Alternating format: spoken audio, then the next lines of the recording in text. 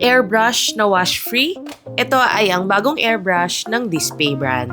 Ang isa kasing hassle sa airbrush ay yung paglilinis niya. Ang kinaganda ng airbrush na to, ito meron siyang mga boteng ganito, tapos merong nozzle sa dulo na ilalagay. Halimbawa, meron itong existing na paint nila or kung meron yung mga local na airbrush paints dito, pwede mo lang isalin dun sa loob ng bote at yun yung gagamitin natin para sa airbrush. Madali lang tong iset up. Kung makikita nyo, nilagay ko lang yung nozzle sa dulo.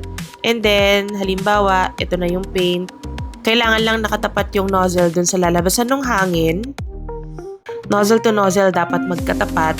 Tapos, tignan nyo, amazing siya. Hindi ako pro pagdating dito, so hindi ko talaga to mare-review, pero malaking tulong to para sa pagpe-paint ko ng mga 3D printed figures. Sa bawat pagpapalit ko ng kulay ay hindi ko na kailangang hugasan or linisin itong airbrush na to.